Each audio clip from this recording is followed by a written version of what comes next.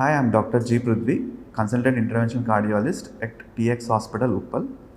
ఇప్పుడు నేను heart attacks గురించి చెప్దాం అనుకుంటున్నాను. హార్ట్ అటాక్ అనేది ఎందుకు వస్తుంది అంటే గుండెకి సంబంధించిన రక్తనాళాల్లో రక్తం సరఫరా తగ్గిపోవడం, లైక్ హార్ట్ బ్లాకేజెస్ అంటాం కదా, దానివల్ల వస్తుంది. సో అది రక్తం గడ్డగట్టడం వల్ల వస్తుంది. ఈ రక్తం గడ్డగట్టడానికి కారణాలు రెండు మేజర్ గ్రూప్స్ లాగా డివైడ్ చేయొచ్చు. ఒకటి మోడిఫైయబుల్ రిస్క్ ఫ్యాక్టర్స్ అంటాము, ఇంకొకటి నాన్ మోడిఫైయబుల్ రిస్క్ ఫ్యాక్టర్స్ అంటాము. మోడిఫైయబుల్ అంటే ఇవి మన చేతిలో కొంతవరకు కంట్రోల్ చేస్తున్న ఛాన్సెస్ ఉంటాయన్నమాట.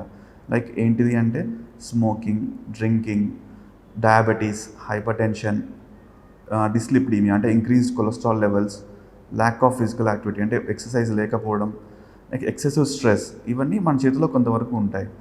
సో నెక్స్ట్ నాన్ మోడిఫైబుల్కి వచ్చేసరికి ఫస్ట్ థింగ్ ఈజ్ ఏమంటారంటే ఏజ్ పెరుగుతున్న కొద్దీ మనకి రిస్క్ అనేది పెరుగుతూ ఉంటుంది.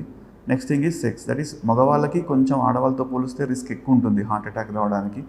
నెక్స్ట్ థింగ్ ఈజ్ జెనెటిక్స్, అంటే మన పేరెంట్స్ లైక్ ఫాదర్ మదర్కి యంగ్ ఏజ్లో, లైక్ ఫాదర్కి <55 yearsలో వస్తే, మదర్కి <65 yearsలో వస్తే వాళ్ళ పిల్లలకు వచ్చే ఛాన్సెస్ రిస్క్ అనేది ఎక్కువ ఉంటుంది, ఎందుకంటే జీన్స్ లోనే ఉంది కాబట్టి. సో ఎందుకు రీసెంట్గా చూస్తే young population, that is early 30s and 40sలో కూడా ఎక్కువ మందికి హార్ట్ అటాక్ చూస్తున్నాము.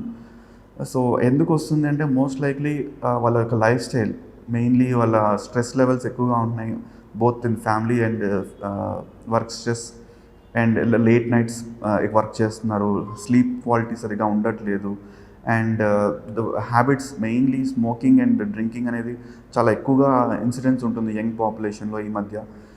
So and food basically home food అనేది చాలా తగ్గిపోయింది. చాలామంది బయట ఫుడ్కి అలవాటు పడిపోతున్నారు.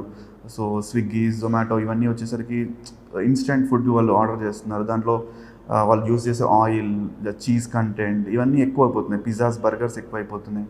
సో వీటి వల్ల ఏంటంటే బాడీలో early onset of diabetes, hypertension and cholesterol levels ఎక్కువైపోతున్నాయి. వాళ్ళు రొటీన్గా చెకప్ చేయించుకోవట్లేదు. So incidence of heart attack అలా పెరుగుతుంది. సో వీటి దృష్ట్యా we have to educate our younger generations to adopt healthy lifestyle, like engage in physical activity, like at least 30 minutes of aerobic moderate intensity exercise like brisk walking ఇవన్నీ చేయాలి daily, at least 5 days a week. And వాళ్ళకి చెప్పాలి మనం బయట foods ఇవన్నీ తగ్గించుకొని home made food ఎక్కువ ఇష్టపడాలి.